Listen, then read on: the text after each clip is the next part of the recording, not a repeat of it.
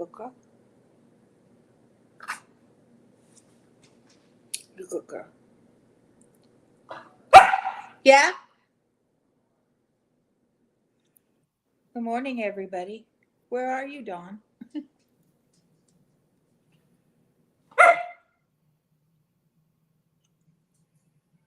morning, Abbott. Say hi. Oh, let's see Dawn. Dawn's smiling. There, Dawn. Come on, Dawn. Oh, Nice. good job, Haley.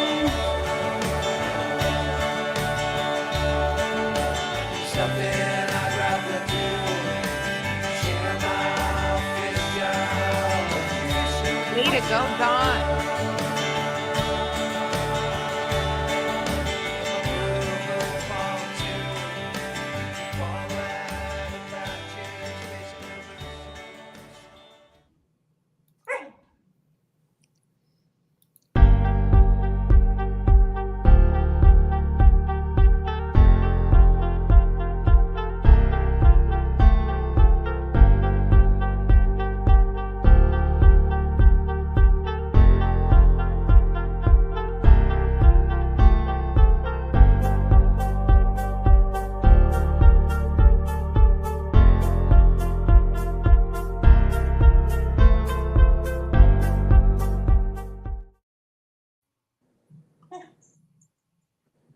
Good morning.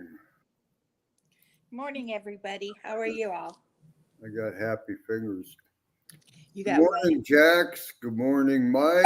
Good morning, Rich. Good morning, Adam. Good morning, Avid. Welcome. The link's up top if you want to join us anytime. Be more than glad to have you up here. And today, I think I'd like to talk about what people did for the 4th of July. I want to hear of some of the bloopers.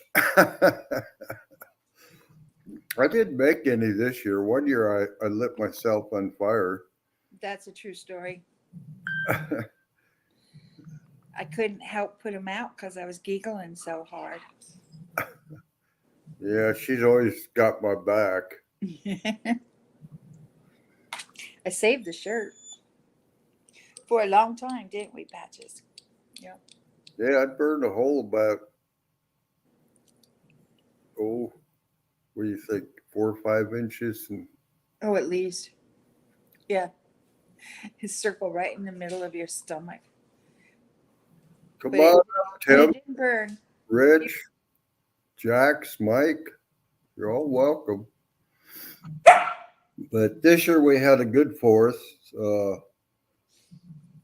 My daughter wanted to go back to what we did at old school. So I bought some fireworks and No. some cannon cord and laid them out and wired them all together so that, and the cord burns at a certain rate. So it timed it in between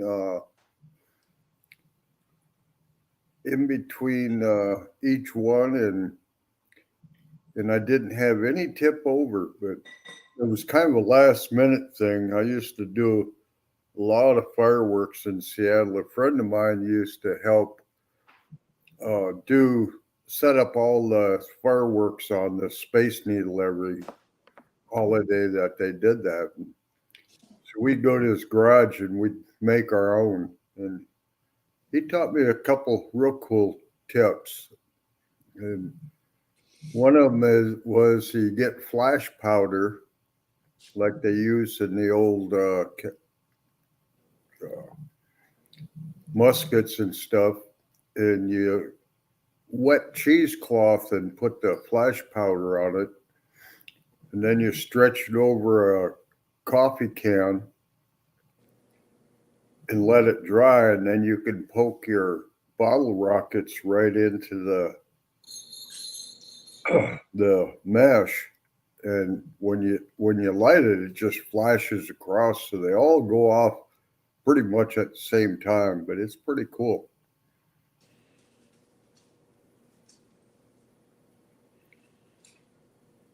Yeah, I see you were up real early this morning, Rich. Sorry about your back hurting. I relate there. It's it sometimes gets frustrating and hard to, you can ignore it so long and then all of a sudden it just seems like it takes over.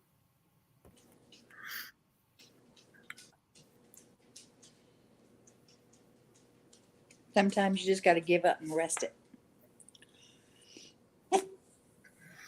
So we had fireworks, we had the great grandkids there, and the youngest one, we gave him those little poppers, and boy, his little feet were just going stomping on those poppers. He thought that was the greatest thing since cornflakes.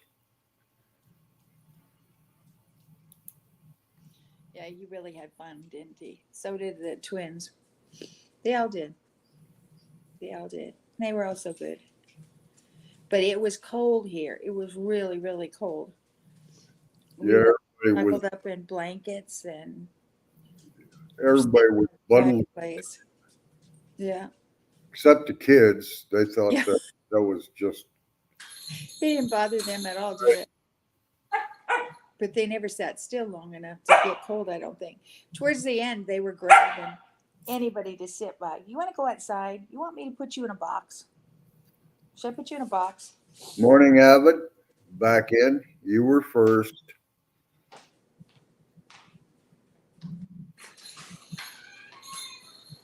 Yeah, I was quite surprised. The dog was running around, didn't seem to be bothered one bit by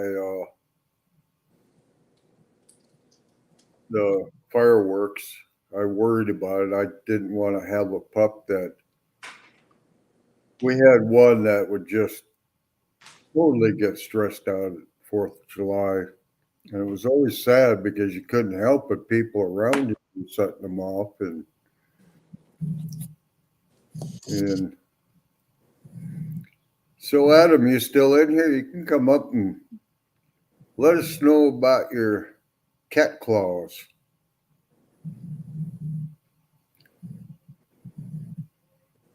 I use the cat claws all the time. I'm pretty sold on them. Between them and the guard dog, they have really changed the way I fish, and I contribute it that my catch really picked up. Things I've learned from other people, starting out a year ago watching Big Mike on, what was it? Good morning, Lance. Like December 31st or something, and he caught a cat to pull him ahead and win the challenge. I thought that was pretty cool. I was almost excited to see what's. Our kids, all our family up here have been really catching fish where they're at this weekend. The lake finally caught on fire and catching walleye, a lot of walleye.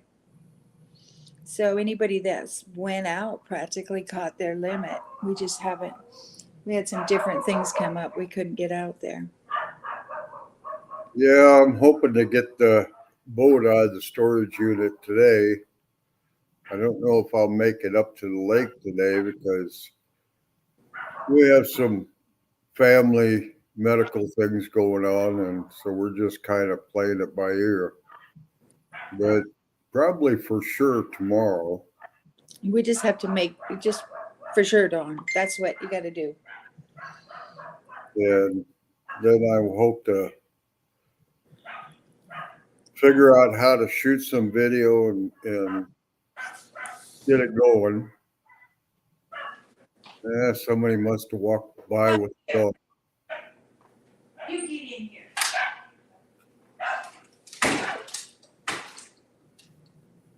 Still working on training with her. It's coming along slowly, but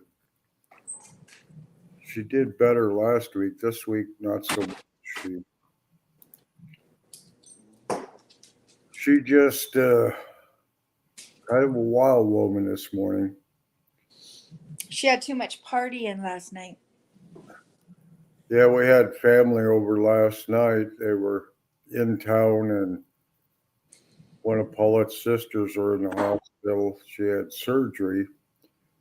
So we had them over for supper, and I made crawfish etouffee for them, and they all seemed to like it. We didn't have much left. Mm-mm. What, Which is good. for about one person. Enough for you for a meal. That's okay. It's better that way. So I like it. I get tired of eating leftovers sometimes, and so it's still kind of hard for me to judge.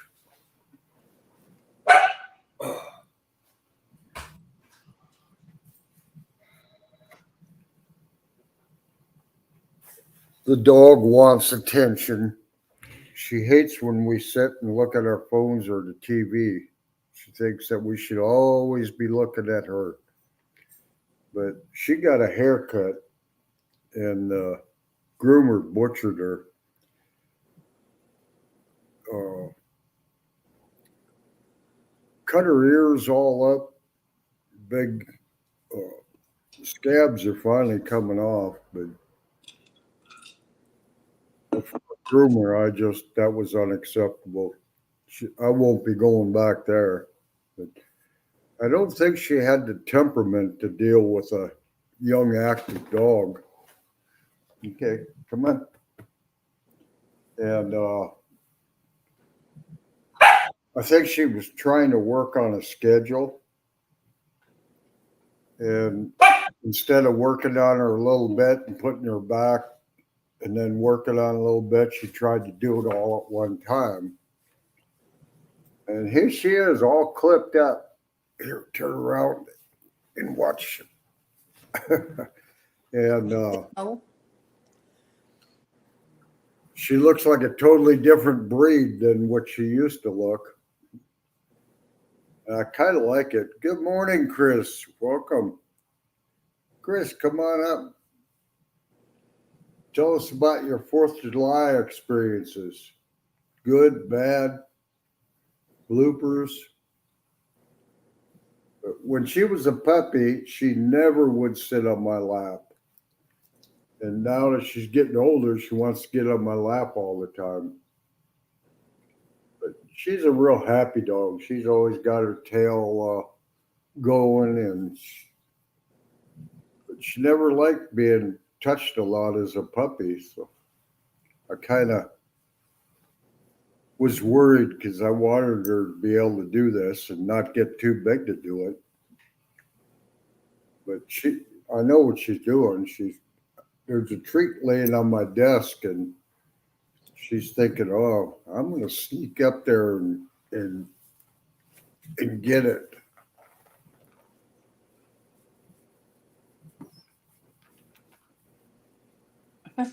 Oh,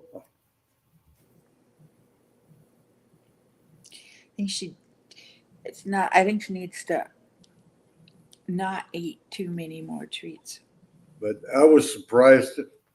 I don't know if she forgot to do her tail or left it intentionally, but I kind of got to where I like it. But she's almost too big for this. Fluffy. Anyway, 4th of July, I got to spend with some great nieces and nephews and great nieces and great grandchildren and children and grandchildren, and we had a good meal.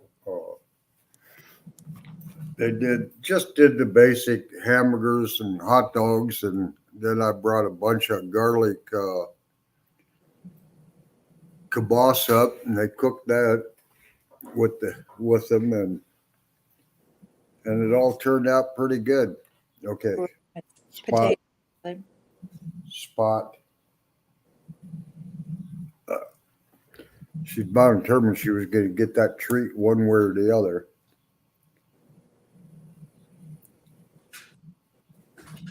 All right, now she pushed the door open and went to go see Mom. I let her in from outside in the garage, and when she's done being outside, she goes around behind the door and pushes and walks the door and then shoves it shut. Mm. And then she sits and wants the leash to be unhooked. Sometimes a smart dog is harder to train than a dumb one. You gotta be smarter than the dog, Don. I Right? heard that. I know it. I did say it loud enough so you could. Won't say behind your back. But, and then we, We went out fishing this week too ourselves, right? Wasn't that this week? It's so hard, huh? good morning, Kelly. Welcome. Thank you for coming in this morning. You links on top of the page should be, and you're more than welcome to come up and tell us about your 4th of July experiences. I never got burnt, and then it started to rain, so we took and put the hatch up on the car, and I was wiring them up in there.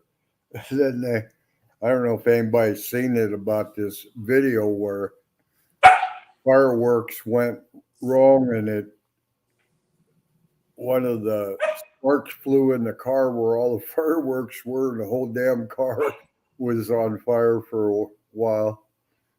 Oh, we did have one incident. Travis took a tube and put a mortar in it, but it was a real small mortar and a big tube. And after it went off, he said, "Well, that didn't work because it didn't go nowhere. It just kind of, I don't know exactly what it did, but ended up blowing up on the ground. But good thing everybody was far enough away." No, I went out fishing one night, and kennel.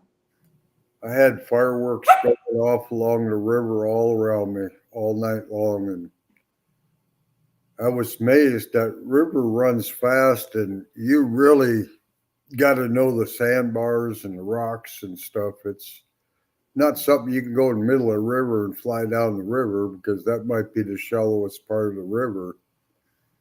And there were people buzzing by me in their pontoons, and at 2 o'clock in the morning even.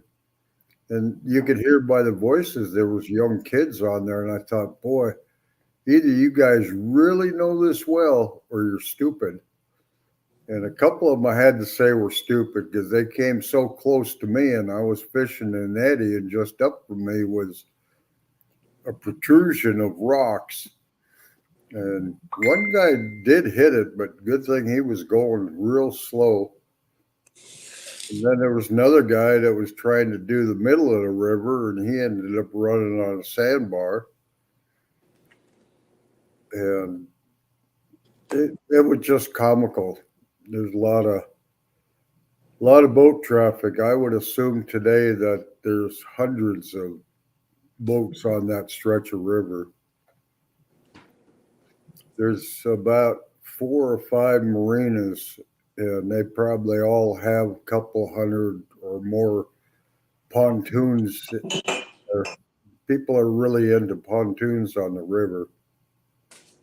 The fishermen still use boats, and then you get these jet skiers and these power boaters, and they always want to race, and it's like, man, that's one thing I haven't quite got the nerve to do that.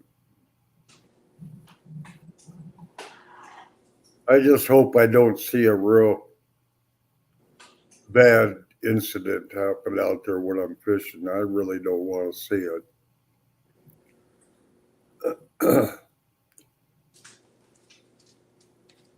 So, Tim, what'd you do for 4th of July?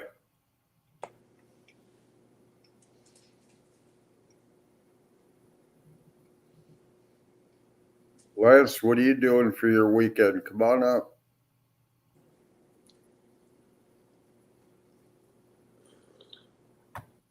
But I went out the other night to the place I've been skunked twice, and I told Paula, and I said, there's got to be fishing here. It's just a good spot. And last time I went down there, I finally caught a few nice ones, and they weren't monsters. They were probably about 6.5 pounds. They were channel cats. That's all we have. But they were long and skinny. They were all spawned out. I just wonder a few weeks ago how much they would have weighed before they spawned out. All right, Chris. Well, thank you for stopping in. I appreciate it. But it was pretty interesting. It was about 12:30 when I figured out where they were at. And I took a little bit lighter sinker and threw it up by the edge of the eddy and then just let it kind of go real slow with the flow.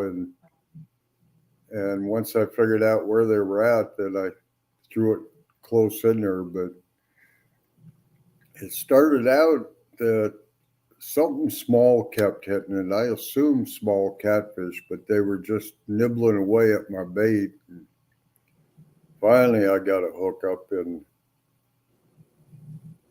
but there was a lot of rocks. It took me about 10 minutes to climb down the rocks to the water to get them. But was successful at doing it. Got enough for a few meals anyhow. It gets to be pretty dry around here in the winter unless you go out ice fishing. And the way things have been going, I told Paulette, I said, maybe I should sell the pontoon and get a little ice house, and I can pull it out when I'm shore fishing. I have a place to sleep then. And in the winter, I can pull it out on the ice and go fishing. But the hard part for me is when I quit at like 2 o'clock in the morning driving home if I go very far. Normally, it's a little over an hour drive to where I like to go fishing. But when I go out at 8, 9 o'clock in the evening and come back at 2 or 3, that gets to be a long drive. So I thought, well, if I have my little ice house, I should just go in there and sleep for a few hours and then head for home. Am I buttering her up to get an ice house? I'm hearing it. I already told you. It's your, might be sorry if you let go of your boat, but I don't know. Oh, well, maybe both. Who you mean both? The ice house and the boat. The ice house and what? And a boat. Oh. Oh. So anyway, that's ours was fun with family and nothing bad happened. Oh, one firework came down on my granddaughter and hit her in the neck, and she's a pretty tough gal, but she had to cry over that one. Felt so sorry for her. And my wife just figured I'd mess up that. Yeah, Tim. Hedging your bet for what? That's a secret. Oh, okay. You'll have to come up and explain it to you. Huh? He'd have to come up and explain it to you. Oh. Boat and shack.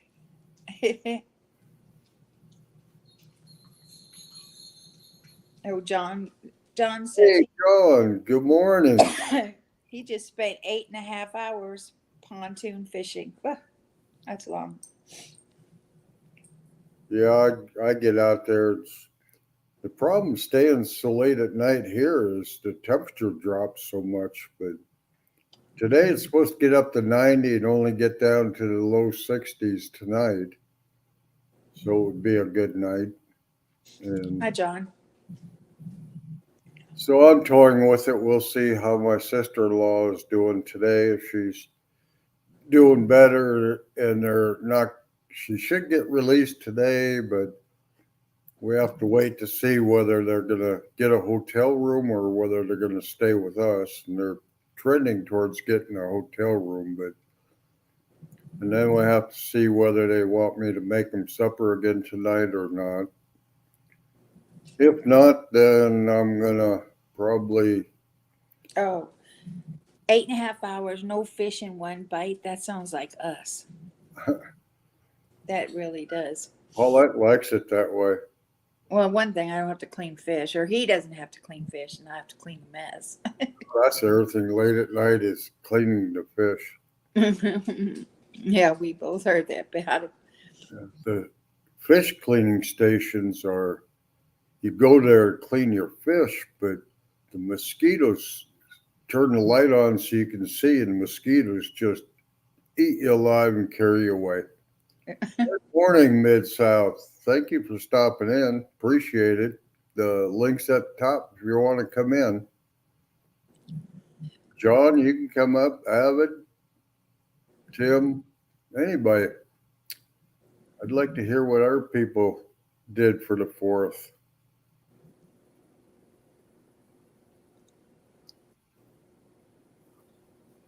I thought the link was in there, but let me see. There we go. That should have did it. Yeah, the link's up top. There we go. Oop, that should have did it. It's done. It's Mr. Avid. Good morning, Avid. Good morning. How are you doing? I'm doing pretty good today. I'm doing good. I'm doing some cooking videos on another channel I've got going. Yeah? Instead of putting cooking videos on this channel and taking away from the channel, I've got this one set up where I have another channel that's already for cooking, and I've been doing some videos and posting them up there this morning. Yeah, I thought about videoing it when I made that etouffee last night, but it takes so long, and once you start cooking, you can't stop. You gotta. No. Well, especially when you're doing trimming videos on meats, like the pork, your ribs, your stuff like that, and etouffees and your long recipes. You can't stop on those things. You have to keep going because it's a lot of time putting into it. What? Yeah, when I was making the roux after we ate and everything, my hands, my arms were cramping up, but that was just constant stir for. He looked just like the crab, like they were just crab, like Right, because everything. the roux is Such the most crucial. The roux is the most crucial part of any base soup. Yeah. If you don't get the roux right and you burn it, you just got to throw away the roux and do it all over again. Yeah. You burn that roux, it's worthless. You can't even use it. Well, mine I end up throwing away a lot of times. Don, he's dedicated. He never has to throw his away. A good roux, you have to keep stirring it because you can't let that flour burn. No, you can't even put it down and step away and do something and come back. It's once you get that butter and your seasonings already melted and going, and you pour that flour in it. Once you pour that flour into that butter, there's no stepping away. You got to stir it until you add the milk and get it.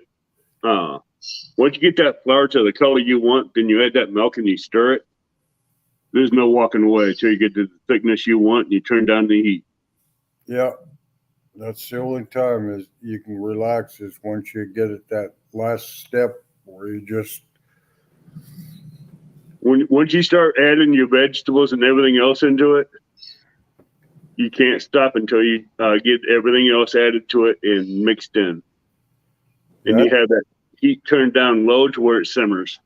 Yeah, I think I started about 1 o'clock or noon in order to get done by 6 o'clock, and I had to run to the store. That's a long cook.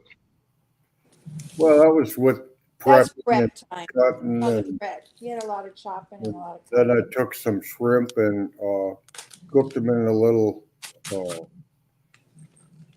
kettle and made some shrimp stock out of it. And Paulette helped me out. Oh yeah, go ahead. I can handle it. Hey, a shrimp That's stock my takes job. a shrimp stock takes a lot of work. not, not when your wife dumps it down the sink. Oh, you ruined a good shrimp stock. Oh yeah. Good morning. Why? Thank you for Don't ask me. stopping in. Wasn't thinking. I was rinsing my crayfish tails and so I could save the juice and the fat and stuff. And she said, "Well, what can I do?" So I said, "Well, you can drain the tails," but I didn't tell her to keep the juice. And I looked over to grab the juice to put it in, It's and gone. it's gone. She tried to Oh, retrieve herself, but I walked through the kitchen. And I said, "What do you want me to do?" And he said, "Will you drain these?" So I did. but I think I it was had an a easy. can of That's my story. I'm sticking to it. I had a can of seafood broth, so I was able to use that. I would have rather had the other, but it turned out fine. yeah. A good shrimp broth is hard to make, especially when you got it seasoned just right. Well, my sister-in-law wanted to take some home with her, so I guess she liked it. Yeah, but you know the old saying, "Fresh is better." Yeah. Except for chili. I like chili second time around. Oh yeah. Who don't? So I usually if I'm making a good chili, make it the day before and then slowly warm it up the next day, and it just seems like all the flavors just blend in together. Mm-hmm. That's exactly right. So I make my sauce and my beans and my hamburger. I make them all separate and combine them when I'm pretty much all done. Oh yeah. We know how that goes. My sister-in-law won't eat beans, so I was going to tell her that if I seen her today, that, oh, by the way, that etouffee had beans in it. I just mashed them up so you couldn't tell. Oh, you ornery. Just to see what she says. You know she's going to hurt you when she sees you. You know that, right? Yeah, well, She hated beans ever since she's been a little girl. She never outgrew it. when I was dating Paulette, she punched me in the stomach and knocked the wind out of me. She used to carry 5-gallon milk pails, one in each hand, from the barn up to the house to separate them because they'd sell cream. So she was pretty, Stout. yeah, she's a big girl. She's not heavy, No, she's just strong. She's strong from carrying. really strong. Unfortunately, now she's not because she hurt her back so many. Too young. Worked too hard on the farm, I think. Yeah, that will get you. Well, and back then we didn't worry about things like that. Well, You had chores to do. You took turns. You did it. on farm life, you don't think about that stuff. You just get out there, do what you got to do what Yeah. you're supposed to do, and Yeah, go. it was a family farm. Everybody worked, so it wasn't never meant to hurt anybody. And when you found out, so we found out all kinds of these things from all the sun we were in, and the heavy work that us girls did. But we were always so proud of ourselves because Dad, we were really a part of it. The farm. Yep. Yeah, that was probably some of the only enjoyment was being able to push yourself to see how far you could go. Can I lift this yet? Can I lift that yet? And that's how you showed progress to yourself, is being able to do more. Or Oh, trust me, I know that because when I was younger, I was a mule in a china closet, not knowing my own strength. And I'm still to that point right now where I don't know my own strength. I just lift things and keep going. My family knows me as being one that don't know his own strength and can't finesse anything. Yeah, you're like my grandson. We used to go deer hunting. I'd call him my Clydesdale. Whenever I get a deer, I'd say, "Come over here, Clydesdale. Here's the rope. Start pulling." Well, when I went hunting, I never pulled a deer. I've gutted it, and I put the legs over my shoulders and put the back on my shoulder blades while I held the legs and walked out with it. Yeah.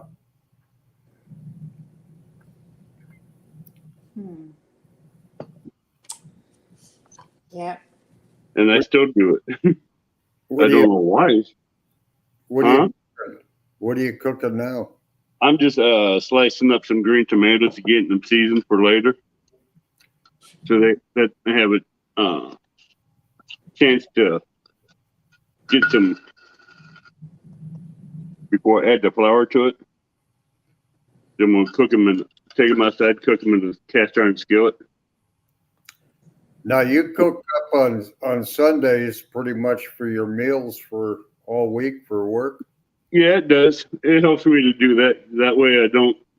It's easy just to reheat them and stuff like that. But when I'm doing my porks and my ribs and my briskets, I'll vacuum seal them and have some for later on. But I'll keep some out for the week where I can have it. But I also vacuum seal a lot of my meats because it preserves the meat, and you can keep them in the freezer for up to 2 years without no freezer burns in it. So it works really good. I'm fixing to turn up a rack of ribs here in a minute. Good morning, Dallas. Thanks for stopping by. Hope you got your coffee. I've already uploaded. Wait, that's nice. Don, she woke him up with pancakes, eggs, and bacon. That's a Where's nice. mine? That would wake me up too. Yeah. I gave you coffee. I make coffee myself. Yeah. You probably use a K-cup, huh? No, I use a percolator. I hate them K-cups. Well, I'm just, John, I like my coffee, so I make coffee. Hey, Gene, why don't you come up and share with us? You can talk about anything you want. Well, almost anything. Yeah. I'd watch that one. Hey, Tim. I trust Gene. He'd be fine. Oh, Gene Tillman. Dink over Stink. Oh, Dink over Stink. He's a good guy. Yeah. Well, there you go. Now you know you're a good guy. Yeah, if you guys are looking at a guard dog, you can use Dink5 for a promo code too. Yeah, don't forget Don5 and you get a promo code. You don't get nothing. A little bit helps. Yeah. Oh, crap, I can't remember what I said. I did do a mail call video, but this is what I got in the mail from Eileen. Do you want me to do a review on it? Yeah. Eileen's homemade barbecue sauce. It's Eileen's Backbite Barbecue. And we'll do it on one rack. I have 2 racks of ribs. I'm going to have 1 rack of ribs set just for that barbecue sauce. And I'm going to use the piggy's rub on that ribs. So, yes, Tim, green majors today, already sliced up and getting ready to be set aside.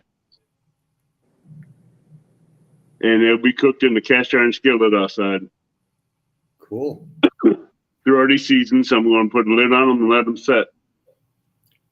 That's my next thing I want. I want a 5-quart cast iron Dutch oven. I had one. It was really good until someone hit it with a hammer and broke it. So now I have to get me another one. And I like fried squash and Yeah, we like fried squash. I zucchini. don't care what kind it is. I tell you what, last week I did a pound of green squash and a pound of yellow squash and pan fried them. And I tell you what, Good. that Huh? didn't make it. That didn't even make it for the week. It just disappeared in one setting. Yeah. I ate every one of them. That's when we're out camping. That's one of the things they like me to make is I take squash and onion and zucchini and put it on the flat stone and cook it up and get it going, and then I spray a bunch of water on it and cover it with a lid and kind of steam it. Now I wish I had some my mushrooms I had left from last week that I put in there with the zucchinis because I had oyster mushrooms, shiitake mushrooms, and portobello mushrooms that I added with them. That's what I like them all mixed together too. It was. I cut them and sliced them and mixed them together. Yep. And if I had some today, That would I'd put them in. I'd put them in with the green tomatoes when I fried them. that would have really been good. It's really been good. But now I'm just going to take some onions. I ain't gonna put onions in there. Just leave them plain the way they are. And just, Go out to Washington State. They have so many different kinds of mushrooms in there, back there. yeah, but the ones I like the best here is morels. Yeah, But getting them around here, can't get them. oh, I can get them. I know a lot of good Picking places. picking places, but I don't go there when a lot of people is out looking during the day because I don't want them to find it.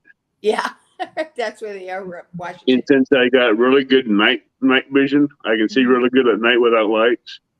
I can go in the woods overnight and go to the spots and pick what I want and come back out. Yeah. Our kids, our grandson, he's a little boy in Washington, the youngest one. He's our youngest one. That's what he goes with his other grandfather, and they go up and pick them morels. That sounds good. I'm ready for what's that squash called that we bake? Oh, the acorn. Eggplant? Acorn. Not eggplant, but acorn. Yeah. Yeah, I haven't That's had pretty one nice. for a long time. And we talked. No, they have acorn and they have another one that's a yellow one. Yes, like Spaghetti squash. Spaghetti squash. Now that's really good if you cut it in half and you take out the seeds Mm-hmm. and you spread a little bit of olive oil on it and black pepper and whatever seasonings you want on it and put it on the grill and grill it that way. Yeah. You put the half side down first, and when the half side gets grill marks on it the way you like it, flip it back over and put a little bit of sauce in there, like your tomato sauce or whatever you want to season it with. I gotta get coffee. Okay. And it comes out really good. I like to take the spaghetti squash and then mix it in my spaghetti sauce. When I make homemade spaghetti sauce, Uh-huh. I add the spaghetti squash in with it. And oh man, it gives it kind of a nutty flavor to the, Right. and it is so good too. And But then when my kids ate it, they got all these extra vegetables they didn't know they thought they didn't like, and they were eating them and they didn't know it. I'll show you one trick that I use a lot of when I'm cooking both sauces and smoking meats. That little thermal pin. Yeah. Oh yeah, it's perfect. It has a magnet. It'll hang on the back of the fridge. It don't have an on-off switch. The only way it turns on is when you pull that arm down and it comes on. Uh-huh. It gives you the temperature of your sauces that you're looking for, Uh-huh. the temperature of your barbecue meats and everything. Huh. And I got that at Walmart for I think like $40, Yeah. and it runs off 2 AA batteries. Wow. I love it. It works great. Let me go get this rack of ribs and I'll trim it on Don's show for him if you don't mind. I did that acorn squash. We didn't grow any squash, and I don't know anybody in the family I'll be right back. So I think we'll be hitting up the farmers markets. But I like going to the farmers markets anyway and getting all some of their jellies and jams. Well, I that's might a nice one. use them for Christmas presents. Oh, you could too. Hmm. You could use them for Christmas presents. Yeah, the jelly and jams. That would, sometimes the different kinds of jalapeno pickles and stuff that they have out there. Our kids in Washington miss them, so we pick up a few jars at the, and then so we haul them out there. Well, I understand that.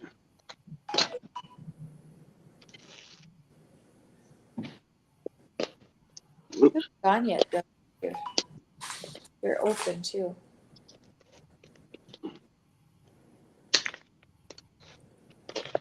Those meat market vacuum seal sealers can ruin a knife really quick.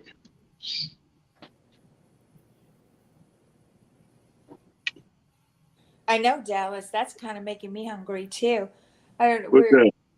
watching, listening to us talking about food, and then watching you. I don't know about watching you cooking with meat, working with your meat, but it just I haven't even showed it yet. all the vegetables and stuff. It's making me hungry. I haven't even shown you what I'm doing to the. I just opened it, took it out of the package. Oh. But yeah, Hold I've on. been doing so much of the cooking now, and it's been kind of nice. I enjoy it. I enjoy his cooking better than my own. There. Yeah.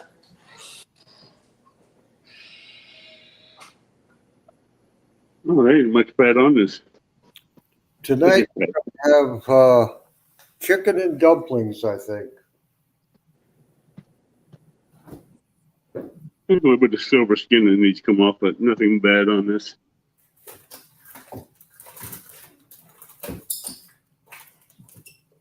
Huh. Some deco fat that needs to come off of it. There's still nothing bad. So how's the fishing doing, Abbott? It's been, I've been doing a lot more working lately. yeah, it's been real tough up here lately. After a few things that happened lately, I just decided to put my head back into work for a little bit. Yeah, Well, Don, it's been tough up here, but we didn't go. Now they say it's hitting. Remember, we haven't well, gotten out. the walleyes are, but the catfish, Yeah, and I'm a wall. I like wall. I want it's the been wall. pretty tough for me for them because Yeah. you know, like we're going to be in the 90s today, and I think Tuesday the high for the day is supposed to be upper 50s. Yeah, it's so up and down. It's ridiculous. But that's Yeah. what I'd like to get some walleye for the freezer. I need fish for the freezer. I'm out. That's what we got some cats in there, but we don't have I any don't have no cats, no crappie. crappie. Oh, that's another thing we could do, Don. We could go up to that little lake, see if we can catch some crappie. Yeah, we're supposed to hook up with Daryl and do that sometime. But Yeah. I got the good worms to do it with. You do. I know. I'll go ahead, trim off this flat because it ain't gonna cook right.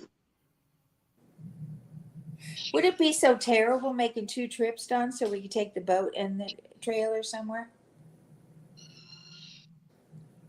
No, I can pull them both at one time. You can? Yeah.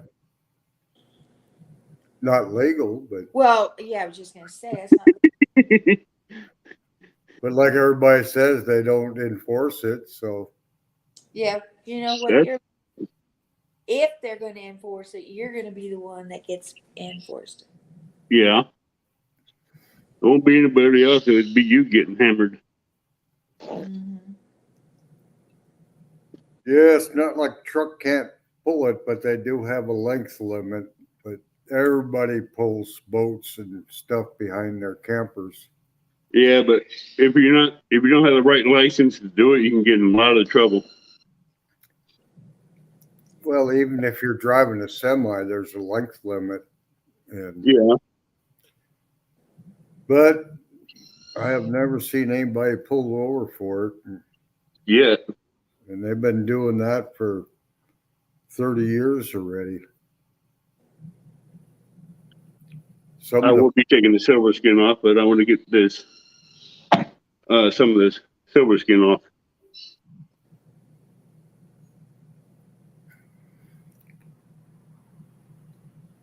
Some of this loose hanging fat I'm getting off here. But I'm just so getting it. Gene, is your wife getting into fishing now? She's starting to like that catfishing. That was a funny video watching her catch her first catfish. Yeah, that's good seeing people do that. Oh, that's good. That's a good marbling and coloring right there for ribs. And he lived up to his name. He caught one about 9 inches long, Gene. Oh, hey, that's what Dink does. I used to be happy with that when I was a kid. Anything.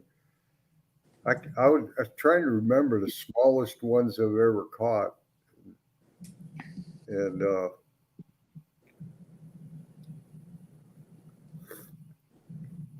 I did a lot of fishing just with a hook and a piece of string and a rock or a bolt or a nut for a sinker. Uh-huh. Throw it out there, and couldn't carry a pole with me all the time, but I carry one of those little cans of hooks, and I had some line rolled up in there, and I'd carry it in my back pocket like a snooze can, and whenever I got a chance or got a break, it didn't have to be long. I'd go walk through the weeds and catch a grasshopper or some type of bug and throw it on there and throw it out there, and could always catch fish. Oh yeah, that was always a good thing to do when you're a kid. Just walk out there and just catch them and just go back to fishing. Yeah, here the problem now is all these places I fished in that little river or creek or whatever you want to call it, from the runoff from the farmers with all that stuff they put on the fields, the grass and stuff is growing so bad you can't even see water in there anymore. Yeah. Just tall grass that shouldn't really be there. No. But the lake was coming up real fast. Beer barrel polka, huh, Don?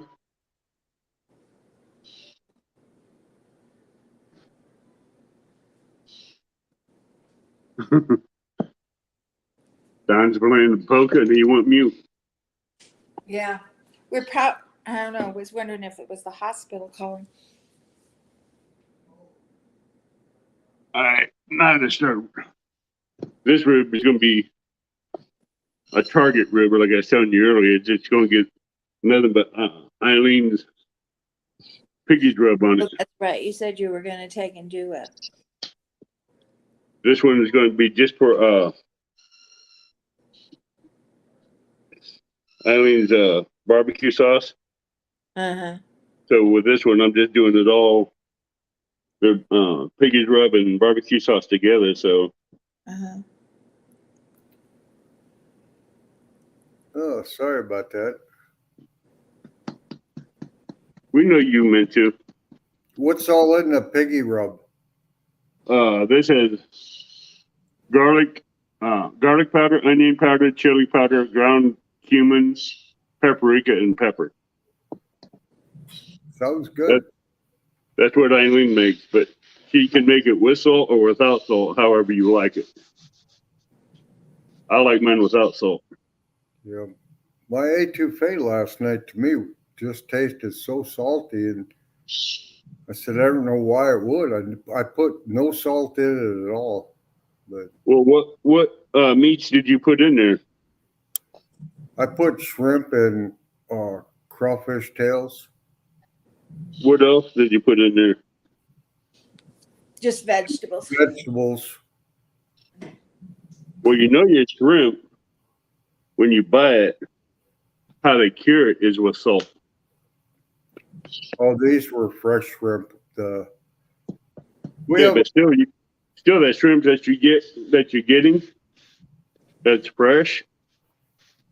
It still has enough salt in it from the ocean that it's going to contain a lot of salt. oh, but I learned not to salt it until the end, and it could have came from the one seasoning I was using might have had some in, but It could. You never know. You see, this little flapper I was cooking off the back of the ribs, I'm just going to use it, cook it up, and have it as a snack while I'm smoking the meat.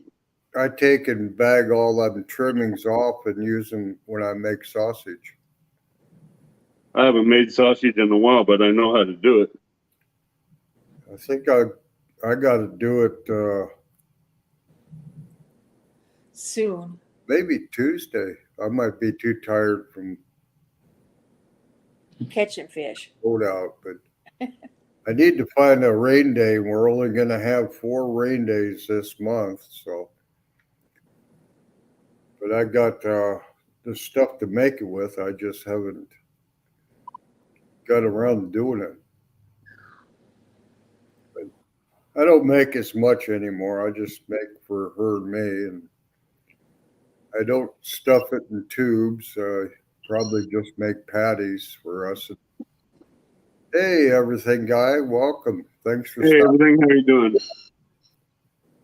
The link is up top. You want to come up and chat with everybody. I'm poor at typing, so I like. You don't have to type. You just copy and paste. Anybody been having good luck fishing the last few days? I'm going to be getting back into fishing here later, but right now I'm just getting my mind settled over a few things. Yeah. You know what I'm talking about, Don. Yeah. Just brush it off.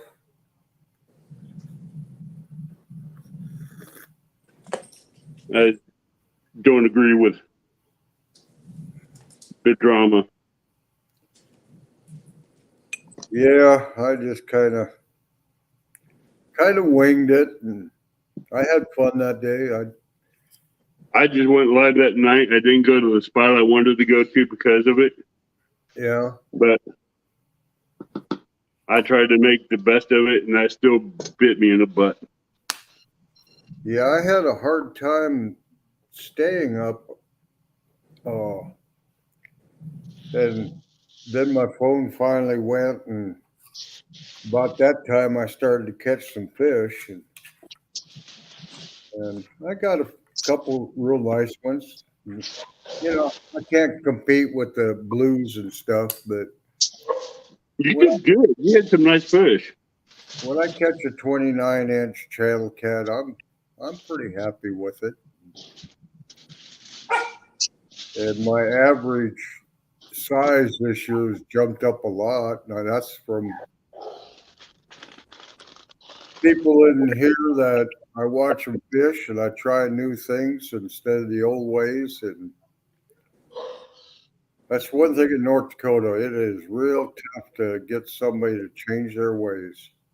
You see this rocker ribs to stay in this foil and let the meat sweat. And as the meat sweats, it's going to absorb that spice in it. So I let it sit there for about an hour and just let it marry, absorb itself and sweat out. Good morning, shopkeeper. Hey, shopkeeper. Well, let that one do that. I'm going to clean the cutting board off and get the other racks of rib and get it wrapped. Yeah, I need to get myself another cutting board. I got one, but I have to keep moving it around, so I'd like to get another one. And I like this one. I get this at a Rural King, and it cost me a good penny because it's a big one. I processed deer on this cutting board. I love it. And it's really great. when I was in Alaska, they redid the bowling alley and they took all the lanes out. Can't remember if they redid it or closed it. I think they redid it. Anyway, I got some. Hey, casters. Good morning. Thanks for stopping in. They cut up the boards on the alley to get rid of them and put new stuff in. Well, we got a hold of those boards and cut them up, and they were about 2.5 inches thick. And we cut them up and made cutting boards on them, but Paulette made me get rid of it because it was too heavy for her. But it didn't go anywhere. But Yeah. Those are good cutting boards. I put that up. Bring out this sauce. That's spice, I mean. yeah, I finish my cutting boards with walnut oil because walnut oil will soak in a lot further than other oils. Oh, yeah. And it's food safe, so the bacteria and stuff don't grow in the little cuts that you get on the board because the oil is deeper than that, Mm-hmm. which is pretty interesting. But I found I started using that walnut oil when I turned bowls and stuff like that a lot because it's food safe and you can, once it dries up, if you want to polish it up and get a good shine on it, you can do Oh, that. yeah. You need that shine. If you don't, you're not, you defeated the purpose.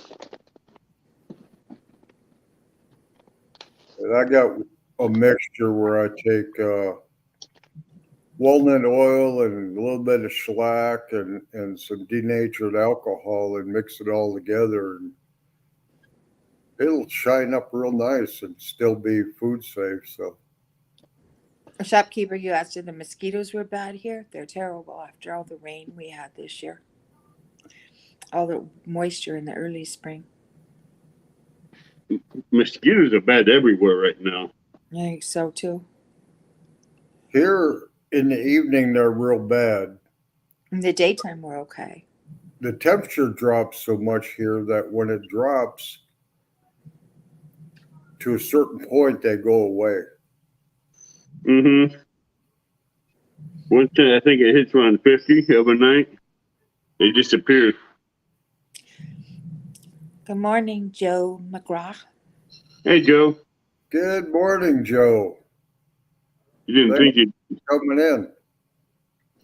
you'd have someone up on your pan trimming meat. No. No. Gotta admit that. You No. guys are more than welcome to Don't drop care, in but and no. everything. Make sure you catch each other and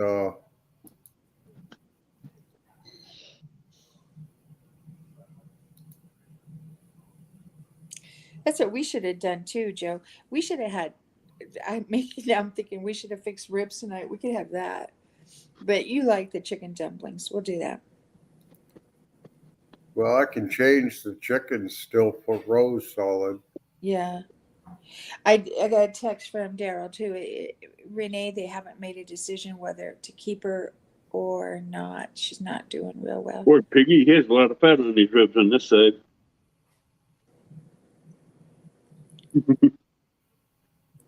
There's a disease, in Europe by mosquitoes recently? I don't know. It seems like every time they Nile disease with the mosquitoes, but What's now?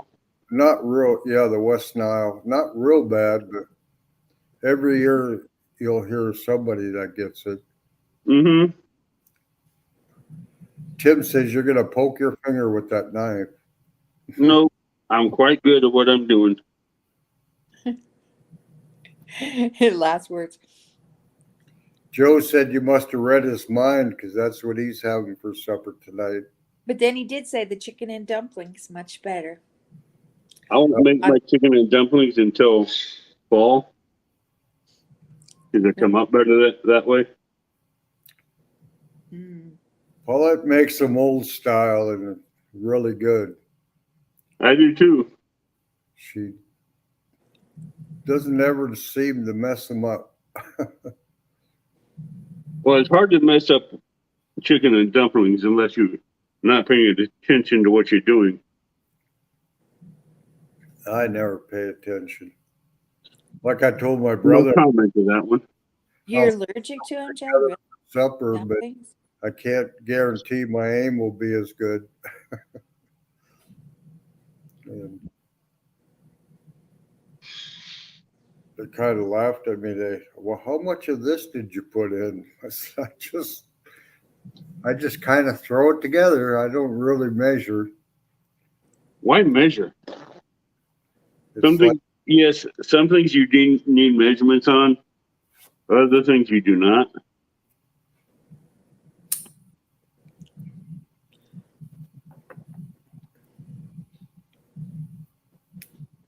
There's Johnny Smell Pepper. Hi, Johnny. Hey, Johnny. hey, good morning, Johnny. Thank you for stopping by. It's always You good to missed it, Johnny. pop up there. Already cracked your pepper.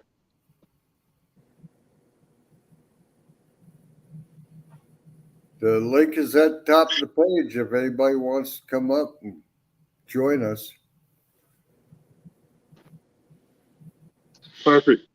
Especially if you got some good 4th of July stories to tell. That's a plus.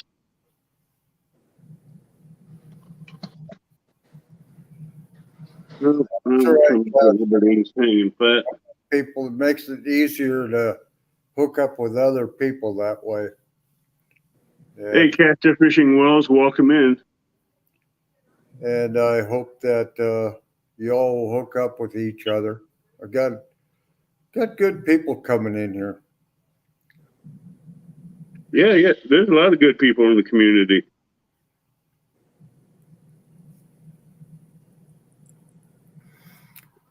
Yes, Rich, Canadian fisherman, he'd been helping me out and with videos and stuff because, like I said, I really suck at that stuff.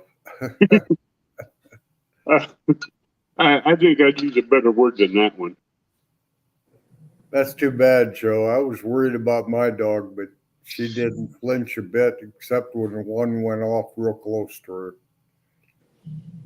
and kind of startled her. Well, then she'd be okay, but you put her leash up against a chair. Tip Paulette over. Yeah. That was the only excitement we had was seeing great grandma tip over onto the She ground. did too. Went That's down. Boom. excitement. That's like an oh crap moment. they were all, it was like, oh, no, I'm okay. I just took my legs right out from underneath. She was coming at me so fast. Yeah, Castor, he's a good guy. I wish they were closer. I could hook up with them more often and help them out here and there. But Yeah, Rich and Judy are great people. yeah, It was good to have them on a Battle Fish tournament.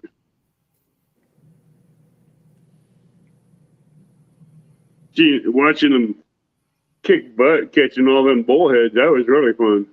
yeah. Well, next time I might have to do the same Hi, casters. to Well, count hey, is we've been going to go out and check that lake out and haven't got out there yet. Yeah, we need to do it. I with need the to. Bullhead Lake. Yeah, they have so many bullheads in there that last fall they stocked about 3,000 or 5,000 channel cats in the lake to knock the population of bullheads down. But they Good luck with that one. they don't have an exit plan of when the catfish take over and start eating all the walleye and crappie and everything else that's in there. It's supposed to be a panfish lake, and Well, guess what? I think they changed the dynamics. And Like he was on the live the other night, Johnny. He was on someone's panel the other night. But I think he's taking a break from YouTube too. Oh, that pepper gets to you. yeah, I think everybody needs to take a break once in a while from it. Well, last week I lost power for 5 days, which was a good thing because it gave me time to reflect and think about how I was going to deal with situations after that Sunday. Yeah. But I decided not to do what I was going to do and just stick to doing what I always do and be myself. That's the best of it. I was going to do a live next week, parental discretion advised, and that time off gave me time to reflect and think, and I decided not to do it.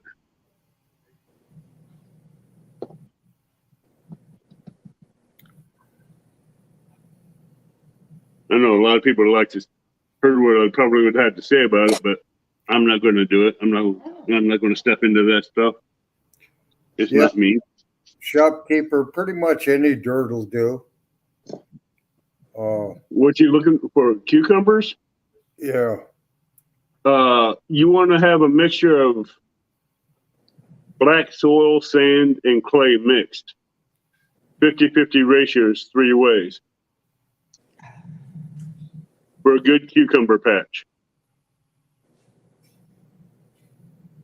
For good cucumbers, you want a black topsoil, clay, and sand, but you want to mix 50-50, and it'll be a good moist soil.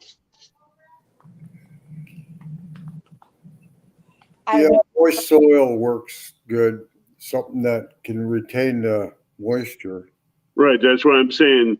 You want a mixture of clay with it, because if you have clay in it, it will help retain the moisture, and you mix it with sand and topsoil, it won't be all leveled out. It'll be evenly dispersed against each other. Yeah, Johnny, that's kind of, I had to kind of sit back and at one point in last year and kind of think about that a little bit. And then it's days like today and everybody stopping by and saying hi that just makes you feel good. There's people out there that do like you. Yeah, this is my own homemade rub that I usually use, but I go between my own rub and the piggy's rub.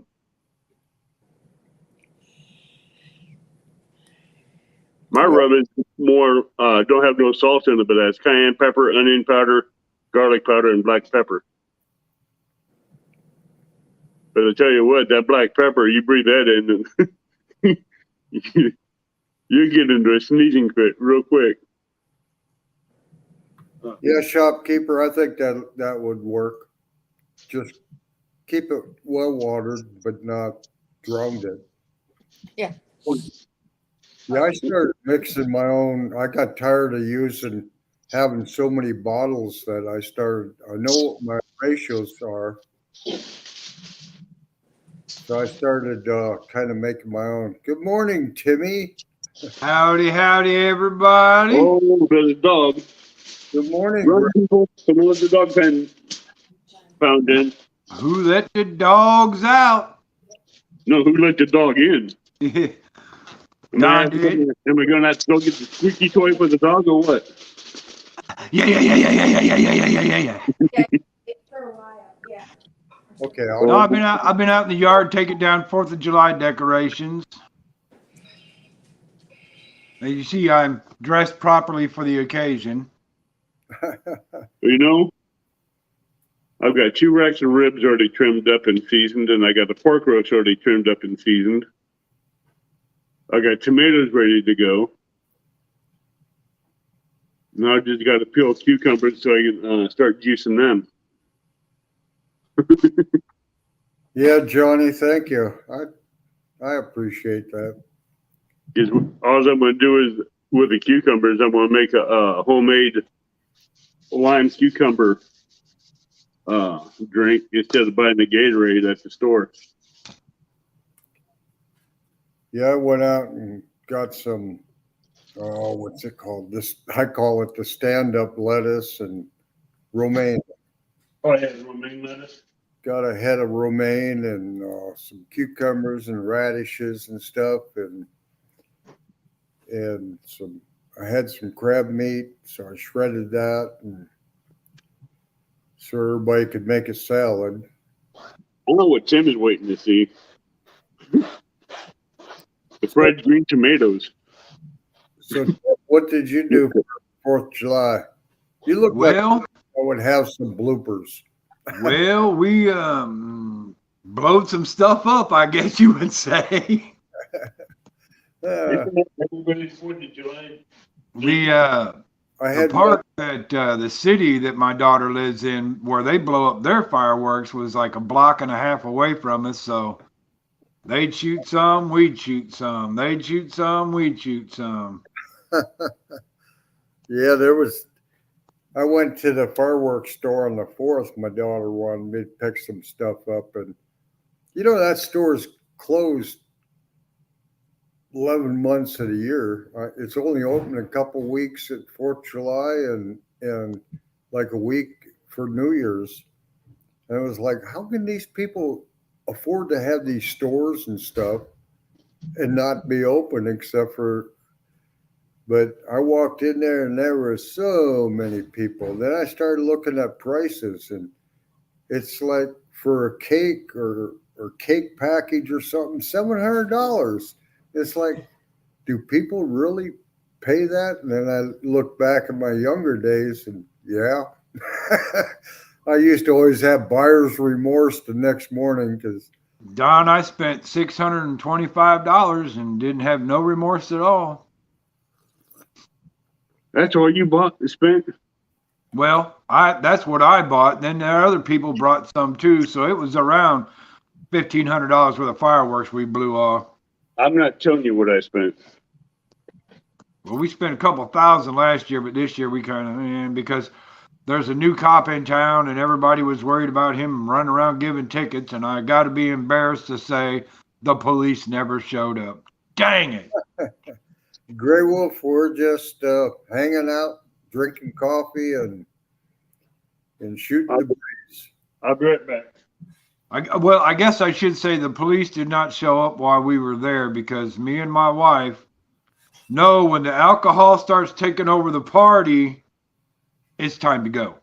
Yeah, especially if they're still shooting fireworks. Well, no, we shot them all off. We made sure there was none left. We shot them all off, and yeah, there was a box of M80s left, and I took them with me, so I make sure they wasn't doing none of that either. The last year I was in Seattle, I made my own fireworks, and I had a few that went up about 300 feet, and I was worried when I set them off that the cops were going to come. But I mean, I'll bet you it rattled the people's windows when that thing boomed. It was pretty awesome. And I still look at ordering the stuff to do it and doing it again. And it was pretty interesting. All the different metal shavings you put in there for the different colors, and how you get the tail to show the tail going up in the air, and how much powder to put in to get your boom afterwards. And so you buy my favorite part, the boom. Yeah, you buy these little plastic balls, and then you buy a tube that they fit in, Yeah, the shock and awe. and then you put everything in that plastic ball and hot glue everything. Mostly, you used a lot of hot glue to fuses and stuff like that, and yeah, it was always a lot of fun because it was creative. But I haven't did it since I moved back here. But they make a lot of fireworks in Fargo, North Dakota, and most of them they were selling here all came from down there. They started out, they only had a couple Yeah. ones. Now they make a lot more. All right. Sorry about that.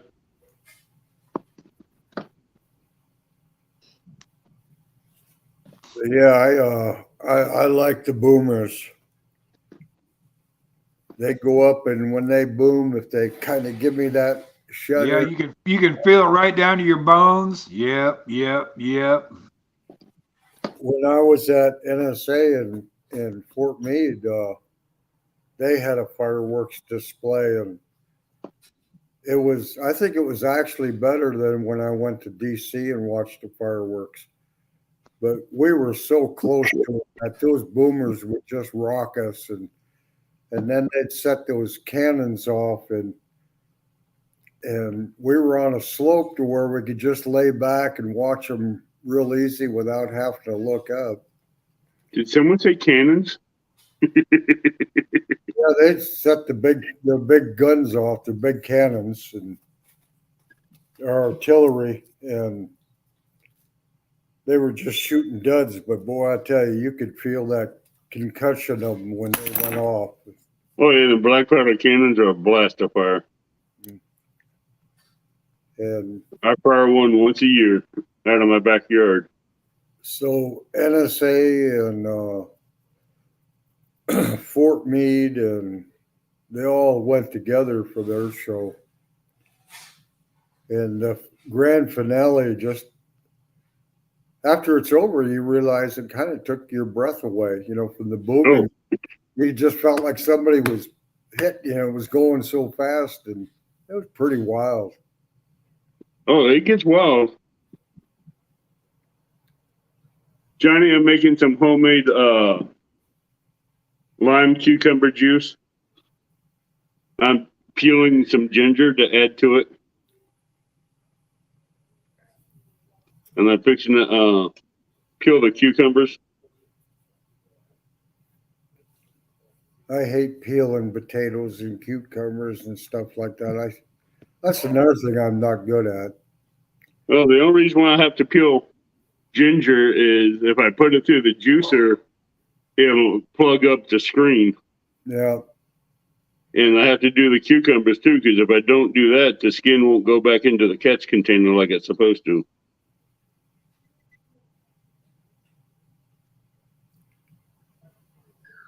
Yeah, I enjoyed 4th of July. I enjoyed it too, but the only bad thing is I had to go to work afterwards. That's why we had ours on the 3rd of July. I had to work on the 4th, but that way all our sons and daughters and all their family can go with their other family and, have 4th of July too.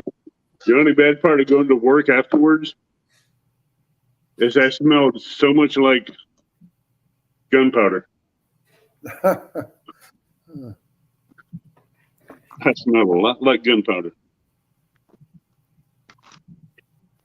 Yeah, I haven't did it for a number of years, and this was last minute, so I kind of got the bug.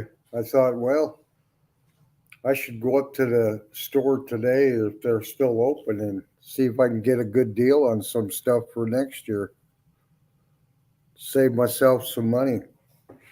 But Oh, I've been getting, when I went and bought mine, I was getting 2-for-1 deals. Buy one get two free, or buy one get three free, or buy two get three free. yeah, a lot of these tent ones they put up late on the 4th of July, they don't have no place to store them like these big stores do, and See, I don't go to tents to get mine. so they just want to get rid of them. And I go to factories to get mine, yeah, and I've traveled as far as down as Kansas to get some. yeah, Johnny, that is. I like spur of the moment things where you're talking about it and then you just finally get up and go do it. But sometimes I spend too much time thinking about it and not doing it. And afterwards, I See me peel cucumbers. should have went with my instinct.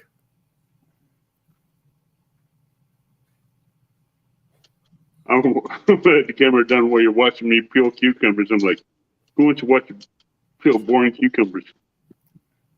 My daughter wanted this one particular firework. It's something Sam. Tim froze up. It was a No, I'm not froze up. I'm just sitting here watching. It was a 30 shot block, and it shot up, and parachutes came down on every one of them. Oh, the kids just thought that was cool. They were running around like little wild things. They were all Banshee. neighbors' yard and everything. Quick, go over and get them. See, that's what I bought this year was all cubes. I didn't buy any mortars. Everybody else bought the mortars, and we had a frame built with the mortars actually screwed down to the frame so, they won't fall over and stuff. Let's see, all the blocks I had were basically motors and other light shows. Plus, I bought the national anthem flag, Yeah. and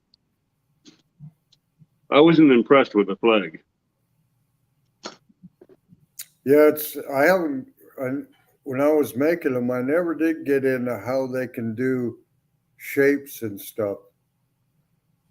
And the first time I let one off that did that, it was like, wow. And in my mind, I just couldn't comprehend how in the heck did they do that with a mortar? It's all precise timing, Yeah. but the box I had, it malfunctioned and didn't work right.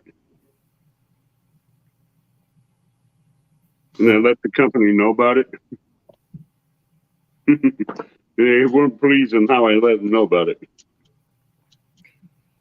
Yeah, I like buying mine and then wiring them all together. And when I was in Washington State, we'd take some real thin tungsten wire and mix the paste with flash powder and put it around the end. And then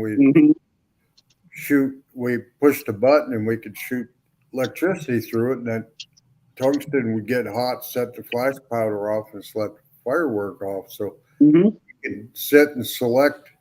I think the guy had a 30 switch paddle or something like that.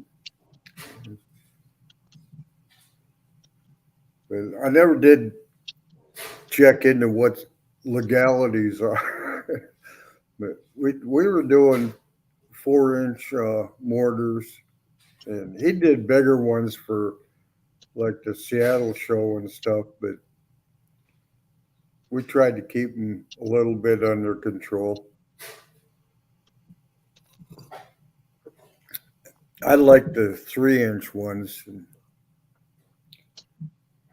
and yeah, it was pretty interesting. I pretty much forgot everything on how to do it, but maybe next year. I'll be back in a minute. I got to go check the dryer real quick.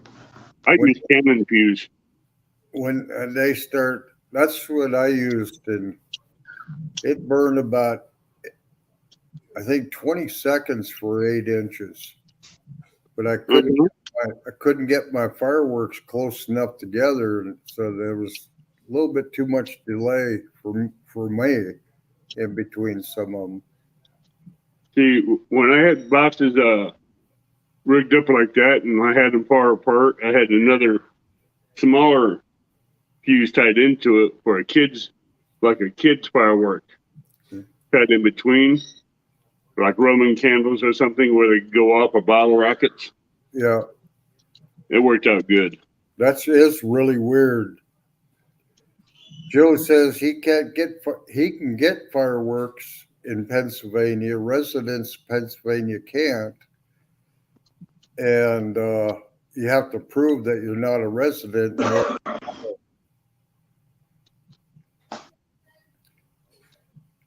Yeah, one time we traveled from Virginia to back here to North Dakota for a Fourth. We stopped at the outlet stores in Missouri, and I had the whole back of my Tahoe just packed with fireworks. I said, I hope nobody rear ends me. Good morning, Diane. Thank you for stopping in. Hey, Diane, how you doing? But and then when I got back here, I ended up buying some more. We came back from my wife's parents' their 50th wedding anniversary, and so I got all this stuff, and I wired it all together and everything, and everybody was shooting off fireworks, and they didn't quite understand what I was doing. And I used some crackling whip because it burned so fast in between some, and they were good at setting stuff off. And so that's what I used for a fast fuse. But we were about a mile out of town, and the people said they were on their back porches watching. They said that was the best fireworks show they've seen in a long time. Oh, yeah. But Hey, Dana. and, Yeah, we were sitting in my daughter's backyard Monday night, and they were shooting them off in the country too, just blowing them up. you know, I look at it, it's been going on for a week before the 4th, and I mean, I can see how these guys can stay closed the rest of the year. There had to be tens and tens of thousands of dollars worth of fireworks blowing off around here. And Well, you know, the funny thing, me and a buddy of mine was at work the other night. We were talking about that. And in the state of Illinois, fireworks are illegal. That's all I'm going to say. But during the height of COVID in, say, 2020, 2021, on the 4th of July's, the whole town was just blowing up everywhere, and the cops weren't doing nothing about it. yeah. I mean, I guess they, you know, because we were all so locked down, I guess they let them blow some stuff off that way. But that's the most I've ever seen fireworks going off in our town. I mean, the whole town was just covered with fireworks. If you stand out in the country, you just see fireworks wherever you looked. Around my house, you see fireworks from Belleville, Mascoutah, Caseyville, Centerville, Cahokia, everywhere. Plus, blocks away because everybody else is just shooting them off. Well, they were shooting them off in Mansfield last night, but we got a lake behind us with big old trees around it, and I couldn't see it because of the trees.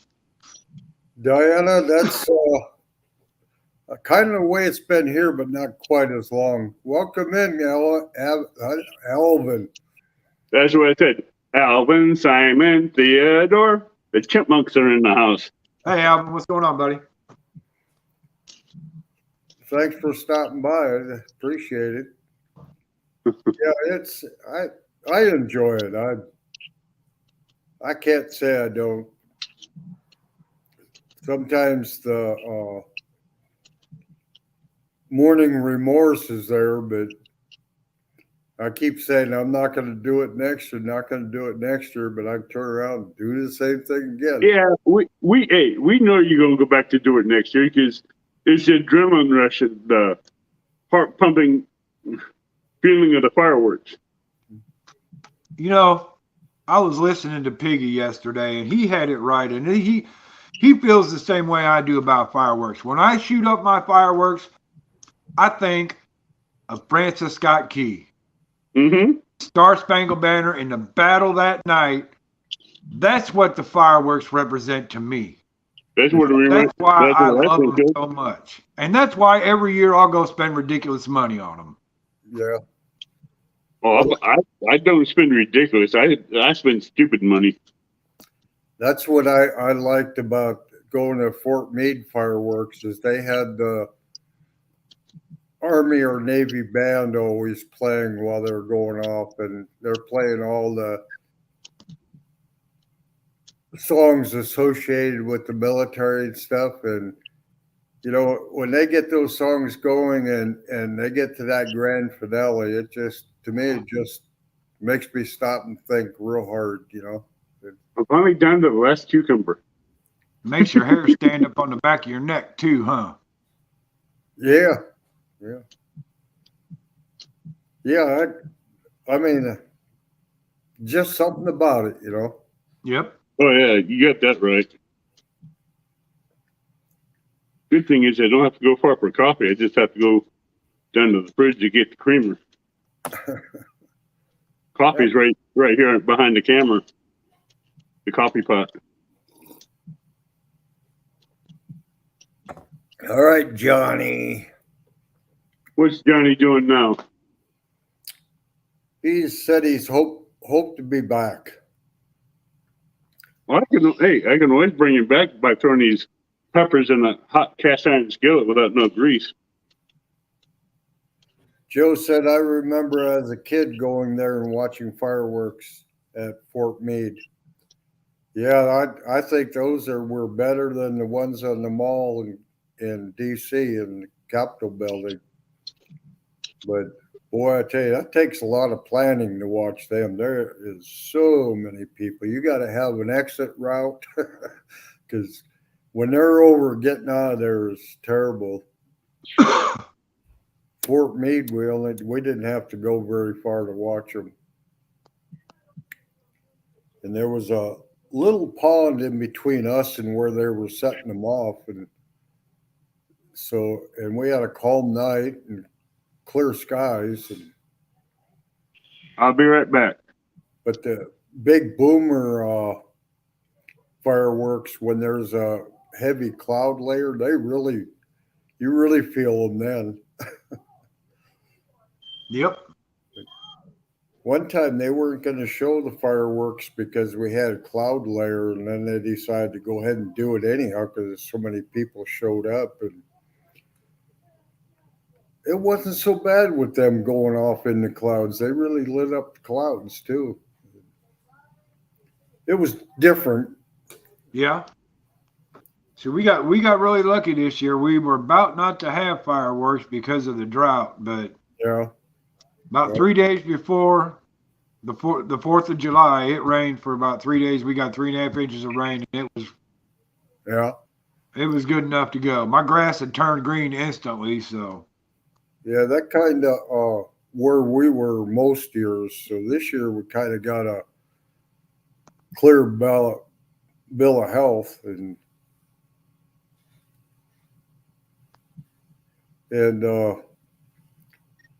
I remember a while back we was really dry. They were having problems with fires and everything, and these people were setting off those Chinese lanterns. And I thought, I don't trust them that they're not going to drop in some, we're kind of rural area, drop somewhere and start a fire. Right. And that bothered me to watching them float because, hell, we could see them. Oh, I bet you they went 5-6 miles. There's just enough breeze but it's fun to watch them when they go up, they're drifting one direction, and then when they get to a certain height, they hit that thermal area, and then all of a sudden they'll go different. Yep, they start going the other way. Left turn at Albuquerque. Beep. Yeah, it's kind of, you don't realize that the direction wind's blowing down here, and you get up 1,000 feet, it could be blowing a totally different direction, depending on where that convergence zone is.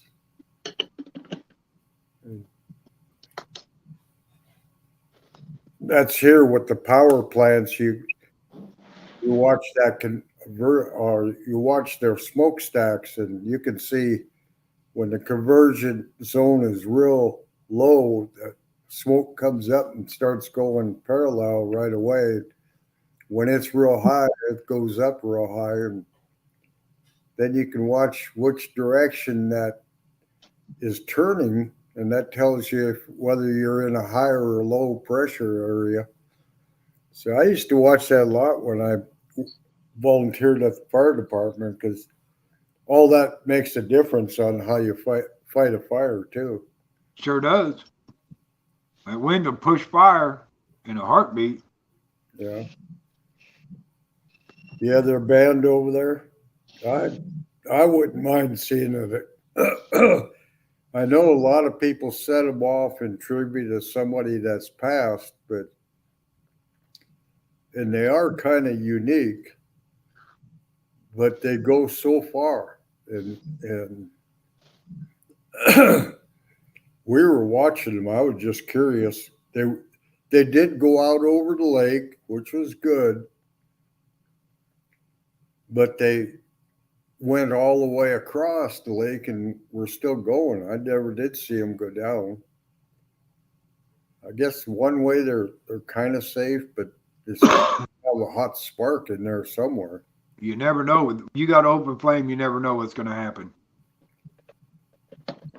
Yeah, I like shooting them out over a lake. I worry about fires when I shoot mine off. Washington State is so wet there all the time. You never had to really worry about fires, but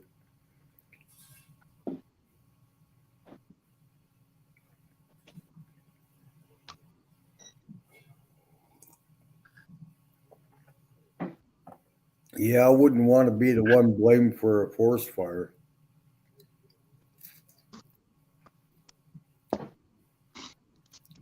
If I had my way, I'd take a pellet and I'd put all my fireworks on it, and I'd put about a 300-foot rope on it and pull it out in the lake with my boat and then set them off. We got a couple places around here that do that. They'll put fireworks on a flat boat and put it out there. Yeah. Shoot it off. Yeah, I tried to start a parade of boats on 4th of July where just everybody decorates up their boat and drives around the by the dam and stuff. And never did get any real interest in it. Everybody was more interested in being on dry land and shooting them off. I used to love when I was night fishing to watch boats go out there and be decorated and lit up on the Mississippi, but now the barges are just overtaking it. Overtaking the Mississippi. Even on the 4th of July, I mean, you get them going up and down the Mississippi overnight where you can't even see anything anymore.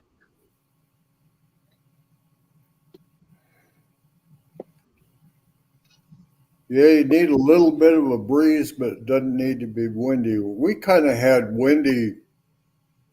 We were down in the low 60s this year. It was downright cold for eating outside and doing fireworks. But the That's little good kids, hoodie weather. Get yourself a hoodie on. yeah, I had my heavier coat on actually, but the little kids, shorts and a t-shirt running around. Yep. We can do best. You making me cold just looking at you. We took a couple bags of stuff just for the little kids to do. And it kept them busy for a couple hours. They were doing them. And my littlest great grandson, he's not very big yet. I think he was just turned 2. But boy, them little snappers, we put some on the porch and let him stomp on them. And oh, he thought that was great.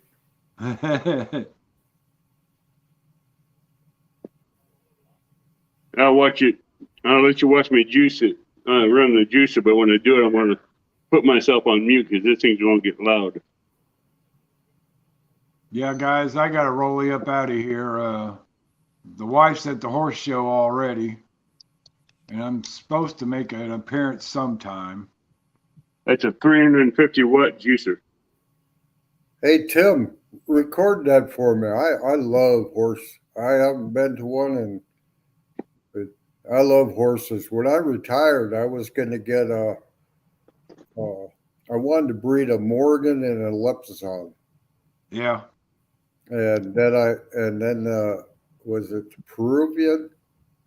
Supposed to be in a Cadillac for riding of horses, but things didn't go that way for me, and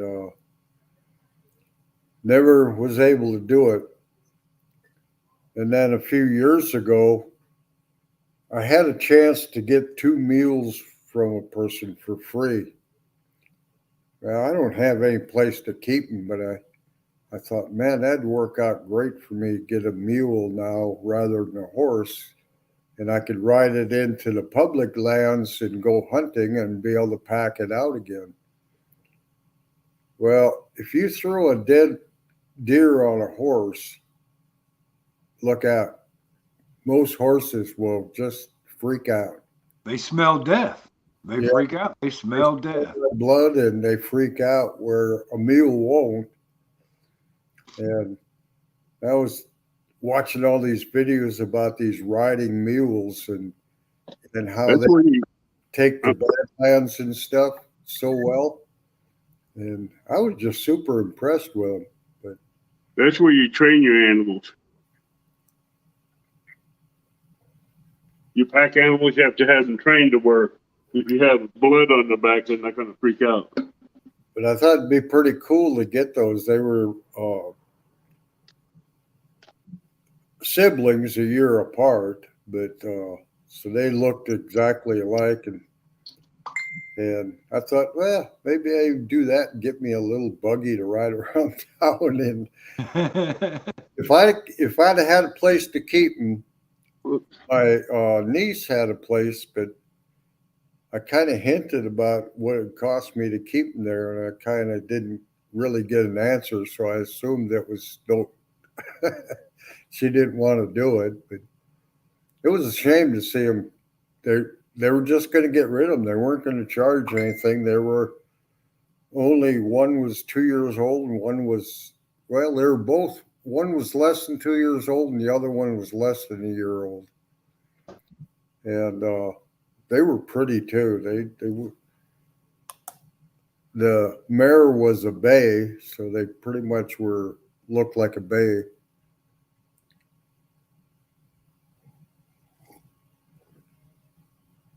That was the hardest thing I had to do when I went in the Navy, was to get rid of my horses.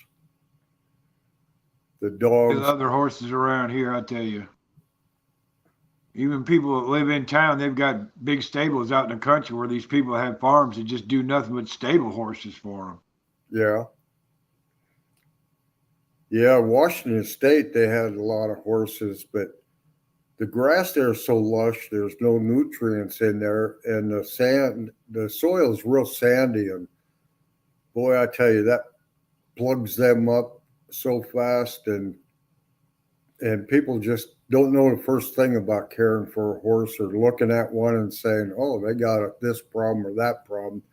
They just, it's a social standing thing of, oh, I own a horse. You ever ride it? No. Yeah, it shouldn't be nothing to do with social standings. Yeah. It should all be about the horse and take how you train it to where it can get used to you, and not how it. Well, I wanted to do a lot of trail riding, so I thought, well, if I could cross a Morgan with a Leptazon or an Arabian, I'd have that upward mobility of them, and they're soft riding, and the Morgans are so stable that I thought I'd have a good trail horse for going up in the mountains and stuff, especially at high altitudes. Good morning, Ernie. About time you get out of bed. All right, Don. All right, Tim, thanks for coming up and sharing. Yep, I got to roll. Avid, I think I might see you later. It's gonna be fun tonight. All right. It depends on whether I'm still awake or not. We'll see. Make Don, sure you have you're you have home. a nice day now. And everybody out in chat, I'm gonna give you the gardening tip of the day. Hide your hose, because you know there's hoe thieves out there. So hide your hose. I'm not gonna touch that comment. Thanks, Tim. Yep, Hey, y'all what are have you doing? y'all have a great day now. All right. Yep, I'm gonna.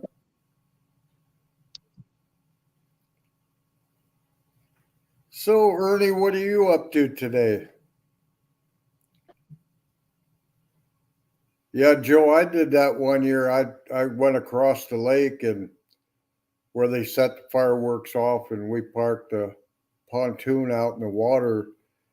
The problem was I parked too damn close. I got such a good spot, but they were going off right above me, which was good. But then all the fallout was coming down on us, and the next morning my neck was so stiff from looking straight up in the air. And you're right. When we left, there were boats going every direction, but we just took it slow. My sister-in-law was scared to death. She said, "How are you going to find your way back?" And, well, I had the GPS going, but I had spent so much time on that lake that I could find my way around in the dark pretty easy, just with the few lights, at the boat launch and a light here and a farm light there, and I pretty much knew where I was at. Well, by the time she asked, I turned on the headlights and I said, because right there's the boat launch.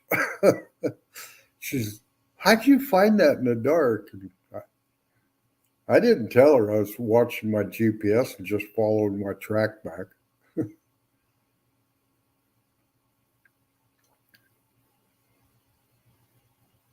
Getting your little tiller going. Use that for weeding your garden. That's what I used to do. I always planted things far enough apart I could run the tiller down the middle to keep the weeds down. When I was a kid, I spent a lot of hours out with a hoe in the garden. And Did you say a hoe? yeah, we had about a 2-acre garden. And I hated hoeing with a passion. Once I got my own garden, I didn't mind it as much. But hoeing potatoes. I'm not gonna touch that statement. I'm in the honorary mood where I can say something naughty. My dad would go in and plow up an area and here and there, and we'd have gardens scattered out all over the farm. One was all potatoes, one was all melons and cantaloupe, and the melons and cantaloupe didn't do so well. We had a lot of antelope, and they liked the melons and cantaloupe better than we did, I think. Antelope will love fruit, especially if it's in the garden or if it's on a tree. They don't care. They'll eat it.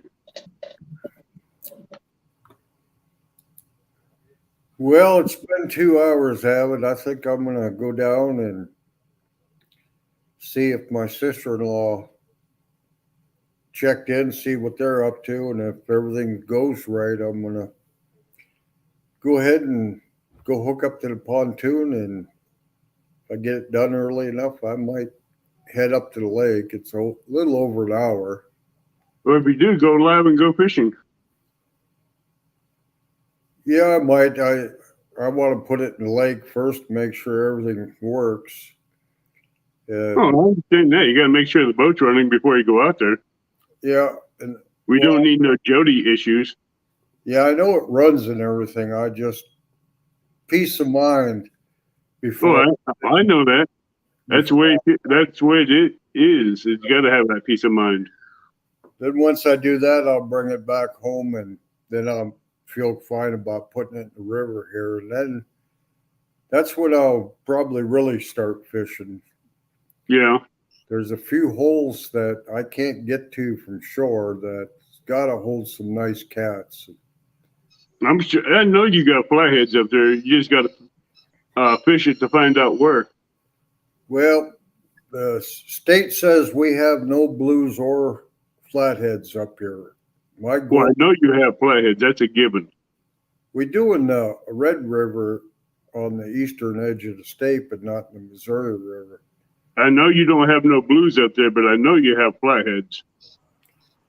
Well, I think we have both. I think they're wrong, and that's why I'd like to prove them wrong. Well, I know the blues will be up there because they travel a lot, Well, that's but the the flatheads are more territorial. yeah. The blues can't. They're native to the river system, so they have to be there. Right. But when they built the dams, they can't travel up the Missouri past Yankton, South Dakota. True, but they can always travel down. Yeah, So that's a given there. and I think I caught one. Oh, it's been 2 years now. But I cleaned them, and it was late at night. And when I got home after an hour and a half drive home, I got thinking about it, and I said, "Damn, I think that was a blue." But I wouldn't doubt it. I wasn't going to drive up next morning and take the guts out of the dumpster to find out for sure whether it was or not. Well, you can always tell by the anal fin. If it's rounded, it's a channel cap. If it's square, it's a blue. Yeah. Anal fin will tell you every time. Yeah, and there's the anal fin that's different too, but because that one catfish just stood out as being different. But you know, a channel catfish, as he gets older, 4 or 5 years old, he loses all his spots and everything, and Right. really, and then He'll start looking like a flathead more than a blue. now they start looking more like a blue. They start getting light gray on or gray on Right. top and the light white bellies on them. Right. But that's where the anal fin comes in to help you. Yeah, yeah, you have to go by that because but that'd make my day if I could prove them wrong. Oh, I know you would. I'd have the state record even if it was 9 inches long because they don't even have a thing for a state record for a blue or a channel or a flathead. Hey, maybe you might be the first one to catch a 25-pound blue up there and get a state record out of it. Yeah, that's what I'm saying. I could catch a 1 pound blue and it'd be the state record. Oh yeah, but you know how many people, catfishermen up there, would be going after the state record then, Yeah, just to beat it.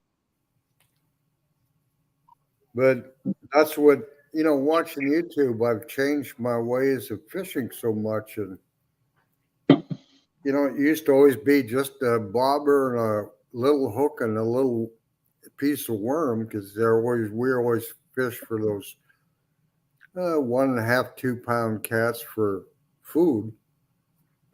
And now I've been averaging, the channel's been averaging about 6.5 pounds, but they're all Those are good channels. and they're 29 inches long. So once they fatten up, I'm not sure how much they should be, 8 or 9 pounds once they get their weight back on. But they look kind of sickly. They're just, Well, when they're coming off the bed, they're going to be looking kind of sickly because they haven't been eating much. The males haven't been eating a lot. right. And most of these I've been catching have been males. Yeah, that explains a lot because the males are coming off spawn right now, and they're not eating much. So it's going to be kind of hard to get a good, healthy, fat male.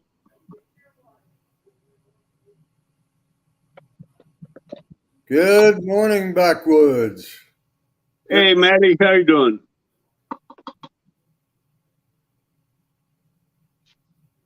But it's been slow catfishing here, and I'm just surprised as long as took to get through spring and warm up that they spawned so early. But I'm gonna be back to fishing here in a couple of weeks.